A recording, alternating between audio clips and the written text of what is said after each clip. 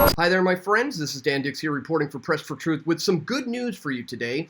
You know, sometimes it's important to share when good people are doing good things, and especially when they start seeing some major successes in the area of battling for the rights for our freedoms. And today I wanted to share with you some stories where people are just doing exactly that, or at least they're taking the steps in the right direction of moving society into a better place where we ought to be. So we're going to start with this one, guys. The Parti Québécois is refusing constitutionally required loyalty oath to the king. This is huge. Members of a second Quebec opposition party are refusing to swear allegiance to King Charles III as required by the Canadian Constitution. As far as I know, this is the first time anybody's taken a stance like this. And of course, why would they swear an oath to this man? If you haven't seen this video, guys, you really need to. King Charles III, what you need to know.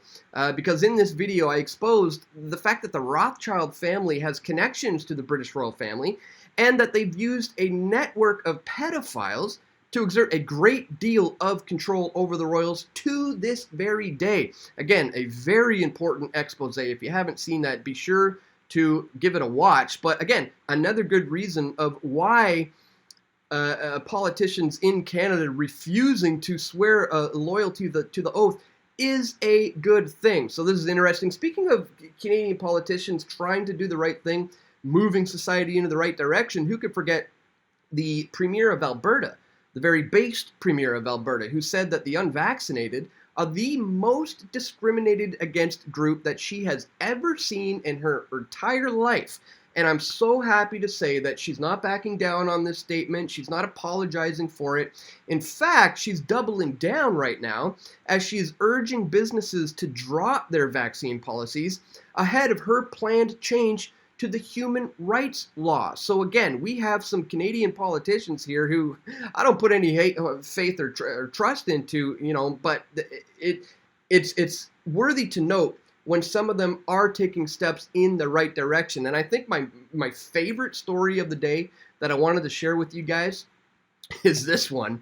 Vermont town employee quietly lowered fluoride levels in the water for nearly 4 years. It's actually over 10 years that he's been doing this, but check this out. Richmond's water and wastewater superintendent said that he reduced the fluoride level because of concerns about changes to its sourcing and the recommended levels. Again, talk about taking matters into your own hands and doing good things moving forward, guys. So we're going to talk about those stories and a couple other ones as well. But just before we do, I'd ask that you check me out here at subscribestar.com/pressfortruth. This is like a Patreon alternative because I have been kicked off of Patreon. And PayPal also has me on the chopping block as well. So it's great if you are doing that. But if not, I'd ask that you check me out here, or rather, if you've canceled your Patreon or PayPal, check me out at Subscribestar. Here you can do $5 a month, $10 a month, $20 a month, whatever is within your means to show your support for my efforts here is greatly appreciated, guys. Again, links for this are located in the description below. Thank you so much to anybody who does take the time to sign up today at subscribestar.com/pressfortruth. All right, so I wanted to start this off with the fact that we're living in this post-COVID 1984 nightmare. And, you know, we got to give props to the physicians, the doctors, the nurses who have been speaking out about what they have been finding. And it's of no benefit to them to do so. In fact, a lot of them are putting their careers in jeopardy by doing this. So this is why I wanted to bring this man to your attention today, folks. He says, "It is my duty as a cardiologist to urgently inform every doctor, patient, and member of the public that the mRNA product is a likely contributory factor in all unexpected cardiac arrests, heart attacks, strokes, cardiac arrhythmia, heart failure since 2021 until proven otherwise." And again, he has nothing to gain from saying this, ladies and gentlemen. In fact, he has absolutely everything to lose. And he's right. Until proven otherwise, doctors need to urgently take a very close look at this. And so I wanted to bring this to your attention, and especially speaking of, you know, forced medical procedures on an entire population, let's jump into the story about the Vermont man who was lowering fluoride levels. This is just awesome. Vermont town employee who quietly lowered fluoride in water for years has resigned. A town employee who quietly lowered the fluoride levels in the community's drinking water for years has resigned, and he's asserting that the levels had actually been low for much longer than believed. Richmond Water Superintendent Kendall Chamberlain disclosed in his 5-page resignation letter submitted on Monday that fluoride levels have not been in the state recommended range for over a decade, instead of the nearly 4 years as the state had recently disclosed. Chamberlain said in his letter, in language that at times echoes unfounded reports that have circulated online in recent years, that he doesn't think that the current fluoridation policy is legally required or scientifically sound, and in his opinion poses unacceptable risks to public health. And he is absolutely right about that, 100%. And you'll notice here they say in a language that at sometimes echoes unfounded reports that have circulated online in recent years. Well, I am one of the people who have been putting together some of these reports over the years that are not unfounded whatsoever. If you go to my website and you use the search feature up here or down here and you type in the word fluoride, you're going to find some of my previous work on this, like this one, the gloves are off in the fluoride fight, or this one, fluoride in the Costco connection, or the end is near for fluoride in Toronto, or epic facepalm as Windsor, Ontario reinstates water fluoridation in 8-3 vote, or this one especially, guys, Press for Truth presents There's Something in the Water. And this is one that I put together more like a documentary-styled video. I put this way back out in 2011, guys, so as you know, I get new subscribers here to this channel all the time. So I put this out over a decade ago, so there's a good chance that you haven't seen my previous work on the fluoridation of the public water supply, and so go check it out if you haven't. But even if you have, I mean, it'll make all the much more sense if you have an understanding of this, of why this man is doing what he's done here, as he says this poses unacceptable risk to public health. I cannot in good conscience be a party to this, he wrote. Chamberlain wrote that he has never received a negative job review, has each day accurately measured the fluoride levels in the water, and he's provided monthly written reports that were approved and signed by the town manager and submitted to 2 state town agencies. He contends that fluoridation is voluntary and the amounts are not mandated. Just think about that, guys. This is, you could call it a medical procedure, and it's not mandated how much levels are not only going into the water, but are going into you physically. I mean, how could they mandate the levels of fluoride going into you through the water supply when they don't even know how much of the stuff you're drinking? A lot of people drink different amounts of water. Somebody might be drinking it all day long. Is that too much fluoride? I mean, they don't know and they don't say. But if you just go to your bathroom right now, I would show you, but I don't have any toothpaste that has fluoride in it. But if you happen to, go check it out. You look at the back of the toothpaste tube and it'll say if you swallow more than a pea-sized amount of this, contact poison control. And just think about that.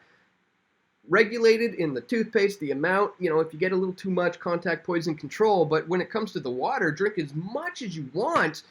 And then guys who are at the helm of regulating how much are going to be there for their own town are actually lowering the levels by like half, and nobody even noticed, guys. This is just crazy. While fluoridated municipal water is voluntary, Vermont towns that do shall control the level of fluoride within the state's specified ranges, according to the state's water supply. The Vermont Health Department said it does not regulate municipal water systems. It communicated frequently with Chamberlain about the target fluoridation, and Richmond's monthly operating reports would show signs of improvement, but levels have dropped back off again, according to Robert Miller, the health department's director of oral health. We worked on good faith that all parties were working towards the same goal, he said. Months after the discovery that the fluoride added to the water was half the amount recommended, way to go, buddy, by the state agencies, the town of Richmond said 2 weeks ago it would raise levels to be within the range, back to what it's supposed to be, I guess. So town manager said, John Artson said Thursday he will review fluoride levels monthly and that the town's Water Sewer Commission will also look at the report. So, I mean, it was It was a valid attempt, and he successfully reduced the fluoride supply in the water by 50% for over a decade in his town. Booyah! Chalk one up for one of the good guys once again. So, good one I wanted to share with you today. I wanted to remind you about the based Alberta Premier, who's not doubling down on her, not backing down, but is in fact doubling down on her statements about the unvaccinated. And then now, as she's pushing ahead to change the human rights law to include vaccinated people to, not have their rights violated against for this, forced medical procedure, she's now urging businesses around there to drop their vaccine policies as well. Because in case you didn't know, when the mandates were dropped, it was within the private business owners' discretion. If they want to not allow or refuse customers entry or anything like that due to their vaccination status, that obviously separates society into a two-tier segmented, vax versus the unvax society, which Danielle Smith is trying to undo. So she's now trying to encourage these businesses to totally drop these policies before she changes the human rights law in regards to this. And I would get into this article, but unfortunately, the Globe and Mail has a paywall. They want me to pay $1.50 in order to read this information. That's not something that I believe in, guys. Here at Press for Truth, I put out all my content for free. And then if people want to, they can support me by going to places like Subscribestar. So I'm not going to give into that. But I just wanted to bring it to your attention, guys. And also this one. The Parti Québécois is refusing their constitutionally required loyalty oath to the King. The 3 Parti Québécois members elected to the province's legislature earlier this month are taking an oath of loyalty to the people of Quebec, but not to the monarch, as they are being sworn in this morning. Leader Paul St. Pierre Plamondon says it doesn't make sense to swear allegiance to both the people of Quebec and what he considers a foreign monarch, adding that swearing the oath would be a form of perjury.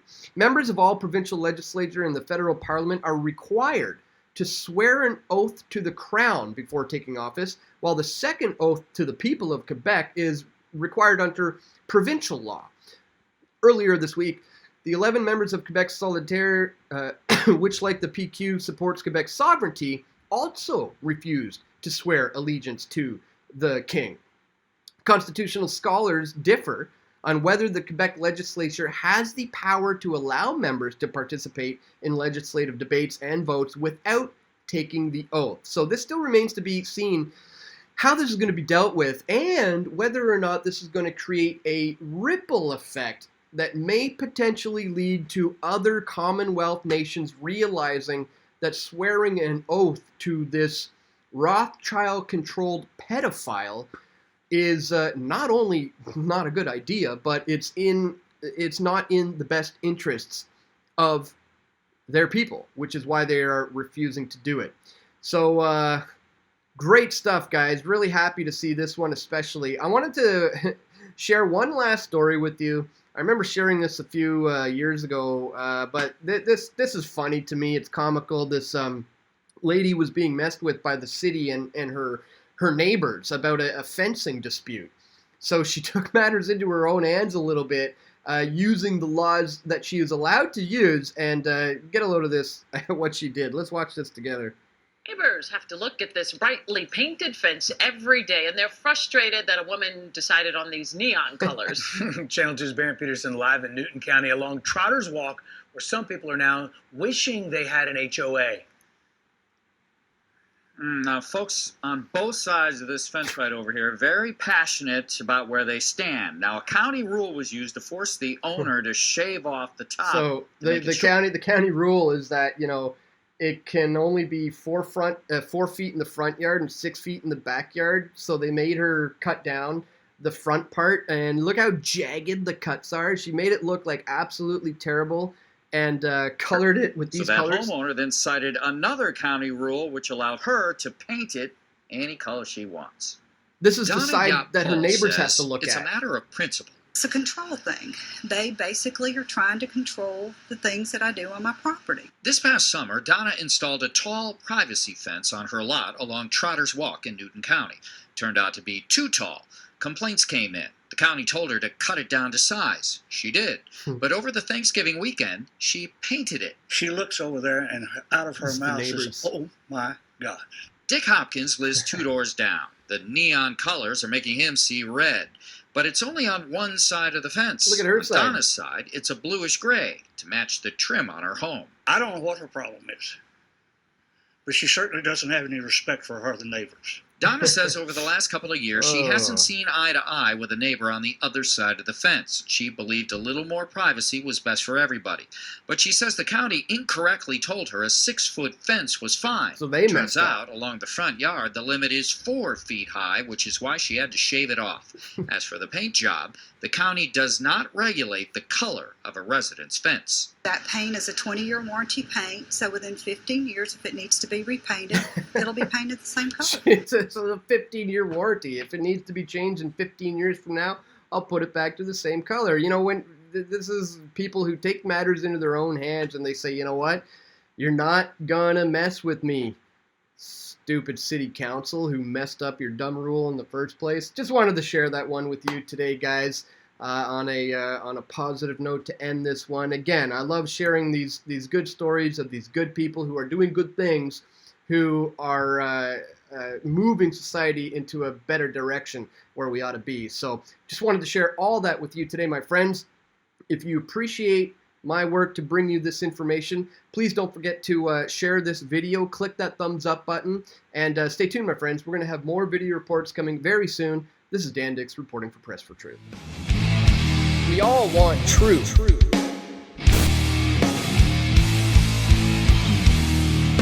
The truth will set you free.